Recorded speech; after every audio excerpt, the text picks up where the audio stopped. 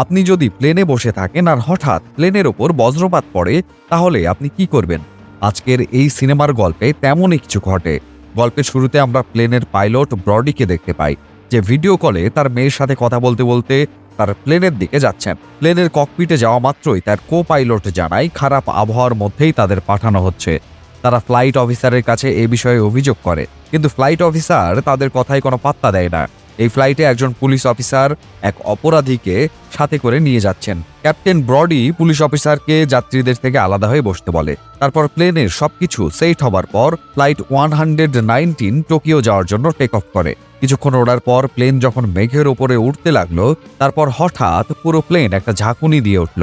তারপর ক্যাপ্টেন ব্রডি পেছনে এসে যাত্রীদের শান্ত থাকতে বলে এবং জানায় যে প্লেনটি ঝড়ের মধ্যে দিয়ে যাচ্ছে, কিছুক্ষণের মধ্যে সব ঝাঁকুনি থেমে যাবে। তারপর হঠাৎ প্লেনের ওপর একটা শক্তিশালী বজ্রপাত পড়ে। প্লেনের ইঞ্জিন বন্ধ হয়ে যায় এবং বিদ্যুৎ চলে যায়। এতে ব্রডিও চোট পায়। তিনি কেবিনে ঢুকে কন্ট্রোল রুমের সঙ্গে যোগাযোগের চেষ্টা করেন, কিন্তু রেডিও আর কাজ করছে না। সব সিগন্যাল আসা বন্ধ হয়ে গেছে আর প্লেনটি ক্রমাগত নিচের দিকে পড়ে যাচ্ছে। অন্যদিকে যে পুলিশ অফিসার এক অপরাধীকে নিয়ে যাচ্ছিল, তার মোবাইল পড়ে গেছে। সে মোবাইল নেওয়ার জন্য সিট বেল্ট খুলতেই তাকে থামাতে এগিয়ে আসে একজন এয়ার ক্রু, কিন্তু প্লেনটি ক্রমাগত নিচে পড়ছিল, যার কারণে দুজনেই প্রচণ্ড আঘাত পায় এবং ঘটনাস্থলেই তাদের মৃত্যু হয়। এর কিছুক্ষণ পরেই প্লেনটি ঝড়ের কবল থেকে বেরিয়ে আসে, কিন্তু বিপদ তখনও কাটেনি, কারণ নিচে সমুদ্র ছিল এবং ক্যাপ্টেন ব্রডি বলছিল যে পানির ওপরে সমুদ্রে ক্র্যাশ ল্যান্ডিং করা হলে প্লেনটি পুরো টুকরো টুকরো হয়ে যাবে আর কেউই বেঁচে থাকবে না। এমন সময় ক্যাপ্টেন এখানে একটা দ্বীপ দেখতে পেলেন। ওই দ্বীপে কোনো রকম প্লেনটিকে অবতরণ করাতে সক্ষম হন ক্যাপ্টেন। কো-পাইলট বিশ্বাসই করতে পারছিলেন না যে তিনি বেঁচে আছেন। ক্যাপ্টেন স্বস্তির নিঃশ্বাস ফেললেন এবং সবাইকে প্লেন থেকে নিরাপদে বের করে, কিন্তু সে তখনও জানে না যে তারা কোন দ্বীপে আছে। অন্যদিকে প্লেনটি খোঁজার জন্য কন্ট্রোল রুমে বৈঠকও শুরু হয়েছে। এখানে ক্যাপ্টেন সমস্ত যাত্রীদের বলছিলেন যে তাদের প্লেনে বজ্রপাত পড়েছিল, যার কারণে রেডিওটি ক্ষতিগ্রস্ত হয়েছে। তাই রেডিও ঠিক না করা পর্যন্ত এখান থেকে বের হতে পারবে না। সবাইকে এখানে থাকতে হবে এবং যার কাছে যা কিছু খাবার আছে তা ভাগ করে খেতে। এরপর ক্যাপ্টেন ও কো-পাইলট প্লেনের পাওয়ার সাপ্লাই ঠিক করতে শুরু করে, কিন্তু ঘন্টার পর ঘন্টা পেরিয়ে গেলেও পাওয়ার সাপ্লাই ও রেডিও ঠিক করতে পারে না। কো-পাইলট ক্যাপ্টেনকে ম্যাপ দেখে জানায় তারা ফিলিপাইনের কাছে জেলো আইল্যান্ডে অবতরণ করছে। এই দ্বীপে কোনো সরকার বা প্রশাসন নেই। এখানে সন্ত্রাসী ও বিচ্ছিন্নবাদীদের বসবাস, অর্থাৎ এখানে কেউ নিরাপদ নয়। ক্যাপ্টেন বলছে যত তাড়াতাড়ি সম্ভব আমাদের সবাইকে এখান থেকে বের হতে হবে। যাত্রীদের বলেন তিনি আর সেই অপরাধী আশেপাশের এলাকায় যাচ্ছেন মোবাইল বা রেডিও খুঁজতে এবং কন্ট্রোল রুমের সাথে যোগাযোগ করতে। তারপর সেই অপরাধীর হ্যান্ডকাপ খুলে দেয় ক্যাপ্টেন।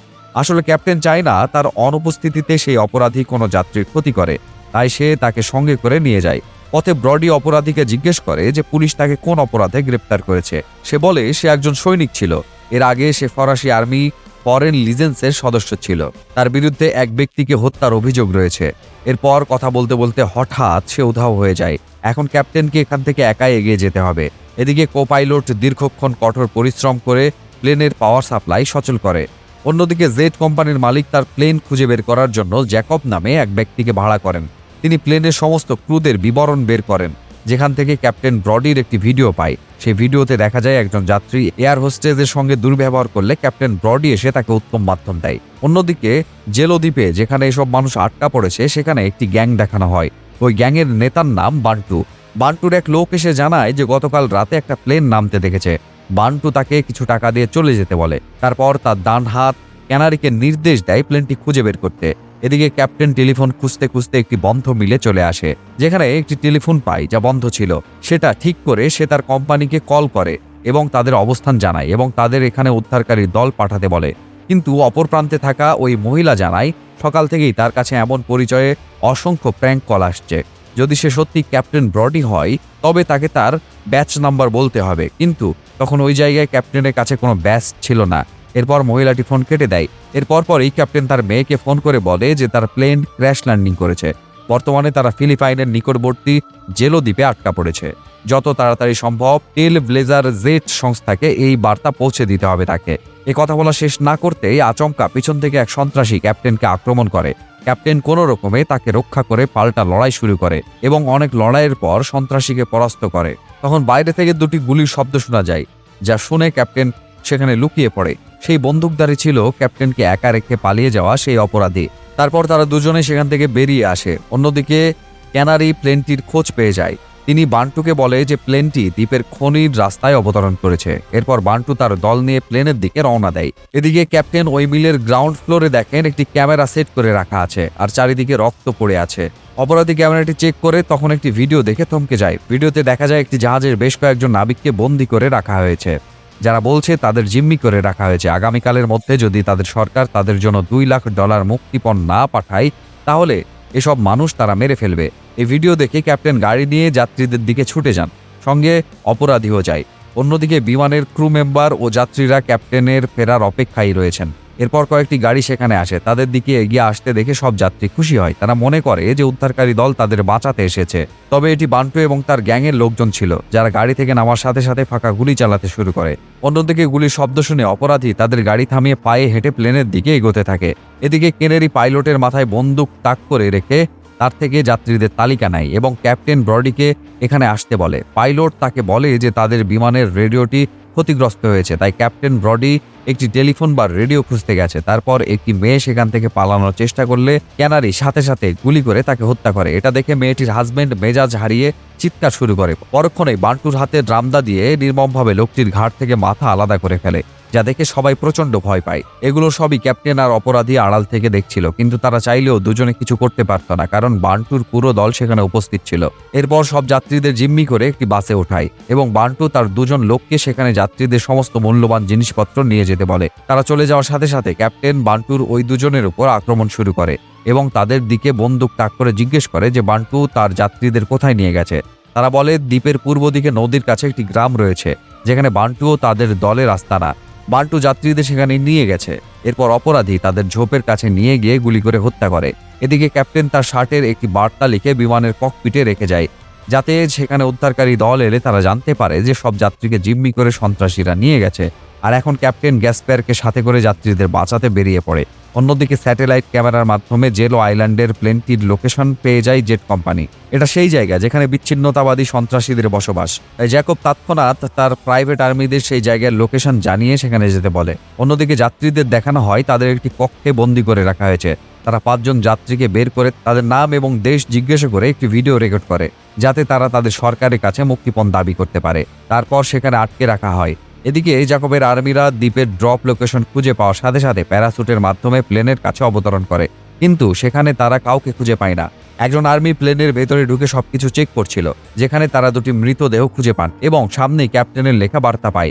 এরপর তারা জানতে পারে যাত্রী ও ক্রু সবাইকে সন্ত্রাসীরা জিম্মি করেছে। অন্যদিকে ক্যাপ্টেন ও গ্যাসপেয়ার সেই গ্রামে ঢুকে পড়ে। তারা সেখানে যাত্রীদের পেছন থেকে এক এক করে মেরে যাত্রীদের যে ঘরে বন্দী করে রাখা হয়েছে সেখানে পৌঁছে যায়। তারপর গ্যাসপেয়ার সেখানে পাহারারত সন্ত্রাসীকে হত্যা করে এবং তারা গোপনে সব যাত্রীদের হাত খুলে বাসের ভেতরে তুলে নেয়। এই যাত্রীদের মধ্যে একজন যাত্রীবাহী বাস চালক, সে বাস চালাতে পারে, কিন্তু তারা বাস নিয়ে সামনে যেতে পারেনি, কারণ সামনে প্রত্যেক সন্ত্রাসীদের হাতে বন্দুক ছিল। তখন ক্যাপ্টেন বলে, আমি তাদের মনোযোগ অন্যদিকে সরিয়ে নেব, এরপর তুমি এখান থেকে বাস নিয়ে চলে যাবে। গ্যাসপেয়ার ক্যাপ্টেনকে বলে যে এতে আপনিও আপনার জীবন হারাতে পারেন। তবে ক্যাপ্টেন তার জীবনের পরোয়া না করে সন্ত্রাসীদের সামনে চলে যায়। তারপর সেই লোকেরা ক্যাপ্টেনকে ধাক্কা দিতে দিতে বান্টুর কাছে নিয়ে যায়, যেখানে গিয়ে ক্যাপ্টেন বান্টুকে বলে যে আমি আমার কন্ট্রোল রুমের সাথে যোগাযোগ করেছি, তারা এখানে প্রচুর সৈন্য পাঠাচ্ছে, আমি এসেছি তোমার কাছ থেকে আমার যাত্রীদের নিয়ে যেতে। বান্টু কিছুক্ষণ চিন্তা করে, তারপর ক্যানারিকে বলে একে হত্যা করো। ক্যানারি তাকে মারার জন্য পিস্তল তাক করা মাত্র একটি গুলি ক্যানারির মাথার খুলি উড়িয়ে দেয়। অর্থাৎ এখানে সেই প্রাইভেট আর্মিরা এসে গুলি ছুড়ে শেষ মুহূর্তে ক্যাপ্টেনকে বাঁচায়। তারপর উভয় দিক থেকে প্রচন্ড গোলাগুলি শুরু হয়, আর এই গোলাগুলির মাঝে সৈনিক ক্যাপ্টেন এবং যাত্রীদের সাথে নিয়ে সেখান থেকে প্লেনের দিকে চলে যায়। বান্টুর ডান হাত কেন্দ্রিককে হত্যা করায় তাকে আরো ক্ষুব্ধ করে তোলে। তারপর তার সমস্ত লোককে তাদের আক্রমণ করার জন্য জড়ো করে। অন্যদিকে বাঁচা থাকা সৈনিক বলছে উদ্ধারকারী দল এখানে আসতে আরো 24 ঘন্টা সময় লাগবে, কিন্তু ক্যাপ্টেন বুঝে গিয়েছিল এখানে বেশি সময় টিকতে পারবে না তারা। তাই সে একটি পরিকল্পনা করে এবং প্লেনে পৌঁছা মাত্রই সে সমস্ত যাত্রীদের বলে যে সে প্লেনের পাওয়ার সাপ্লাই ঠিক করে রেখেছে, ওরা আমাদের মারতে আসছে, তারা আসার আগেই আমরা এখান থেকে প্লেন উড়িয়ে নিয়ে চলে যাব। কিন্তু তখন কেউই আর ওই প্লেনে উঠতে রাজি নয়। আর তখনই বান্টুর লোকজন সেখানে এসে এলোপাতাড়ি গুলি চালাতে শুরু করে, যার কারণে সব যাত্রী প্লেনের ভেতরে উঠে পড়ে। প্লেনে ওঠার সময় কিছু যাত্রী গুলিবিদ্ধ হয়। এদিকে জ্যাসপায়ার আর বাকি সৈন্যরা তাদের সাথে গোলাগুলি করে যাচ্ছিল। এদিকে জ্যাসপায়ারের বুলেট ফুরিয়ে যায়। সে বন্দুকটি পুনরায় লোড করার জন্য সৈনিকদের ব্যাগ চেক করতে থাকে, যার মধ্যে একটি ব্যাগ পুরো টাকায় ভর্তি। আরেকটি ব্যাগ থেকে গুলি বের করে আবার গুলি করা শুরু করে। এদিকে ক্যাপ্টেন এবং বাকি সৈন্যরা একে অপরকে কভার করে প্লেনে উঠে যাচ্ছিল। একই সঙ্গে জ্যাসপার টাকা ভর্তি ব্যাগ নিয়ে জঙ্গলে ঢুকে পড়ে। এখানে ক্যাপ্টেন ও কো-পাইলট প্লেনটিকে টেক অফ করা শুরু করে। পিছন থেকে বান্টুর এক লোক লকেট লাঞ্চার দিয়ে প্লেনটি আক্রমণ করতে যাচ্ছিল। তখন জ্যাসপার তাকে গুলি করে মেরে ফেলে এবং প্লেনটি সামনে থাকা বান্টুকে পিষে টেক অফ করে। এবার ক্যাপ্টেন কন্ট্রোল রুমের সাথে যোগাযোগ করে 300 মাইলের ভেতরে একটা ল্যান্ডিং প্লেস চাই। আর কিছুক্ষণের মধ্যেই তাদের ল্যান্ডিং প্লেস জানানো হয়। কিন্তু কিছু দূর যাওয়ার পর প্লেনের ডান দিকের ইঞ্জিন পুরোপুরি বিকল হয়ে যায়। তখন তাদের সামনে 86 রানওয়ে। এরপর বিমানের ডান পাশের ডানাও ক্ষতিগ্রস্ত হয় এবং প্লেনটি বাতাসে দুলতে দুলতে ল্যান্ডিং করে। ক্যাপ্টেন ও কো-পাইলট কোনো মতেই ইমার্জেন্সি ব্রেক দিয়ে প্লেনটি থামায় এবং প্লেনটি আবারও বিধ্বস্ত হওয়ার হাত থেকে বাঁচায়। এরপরেই উদ্ধারকারী দলও সেখানে পৌঁছে যায় আর সবাইকে নিরাপদে উদ্ধার করে। এদিকে ক্যাপ্টেন তার মেয়েকে ফোন করে জানায় যে তিনি দেশে ফিরে আসছেন। গল্প এখানেই শেষ।